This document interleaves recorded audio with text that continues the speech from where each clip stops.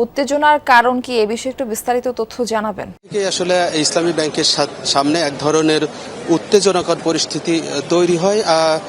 আপনি জানেন যে 24শে মে আগের যে চেয়ারম্যান ছিলেন জোবাইদুর রহমান তিনি পদত্যাগ করেন এবং তার পরিবর্তে নতুন চেয়ারম্যান নিয়োগ দেওয়া হয় খুরশিদ আলম, বাংলাদেশ ব্যাংকের সাবেক ডেপুটি গভর্নর, এবং তার বিরুদ্ধে যারা এখানে আমানতকারী রয়েছে তারাই মূলত সেই নতুন যে চেয়ারম্যান নিয়োগ দেওয়া হয়েছে তাকে ইসলামী ব্যাংকে প্রবেশ করতে দিতে চান না। সেটি প্রতিরোধ করার জন্য সকালে এসে আমানতকারীদের ব্যানারে কয়েক হাজার মানুষ এই ইসলামী ব্যাংকের সামনে জড়ো হয় এবং সেটির পাল্টা ব্যবস্থা হিসেবে কিংবা তাদেরকে সরিয়ে দিতে আসলে পুলিশেরও এখানে ব্যাপক উপস্থিতি লক্ষ্য করা যায় এবং পুলিশের জল কামান নিয়ে তারা এখানে হাজির হয় তাদেরকে সরিয়ে দেওয়ার জন্য এবং তাদের সাথে ধাওয়া পাল্টা ধাওয়া হয় সকালের দিকে এবং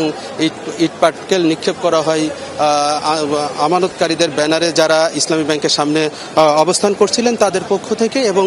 পুলিশও তাদেরকে আসলে লাঠিচার্জ করে এবং জল কামান নিক্ষেপ করে তাদের ইসলামী ব্যাংকের সামনে থেকে সরিয়ে দেওয়া হয়। আমরা পুলিশ সদস্যদের সাথে কথা বলেছি, তারা যেটি বলছেন যে আজকে সপ্তাহের প্রথম কর্মদিবস এবং মতিঝিলের মতো দিলকুশার মতো একটি জি আলমগীর শুনছিলাম, আপনাকে ধন্যবাদ আমাদের সঙ্গে যুক্ত হবার জন্য।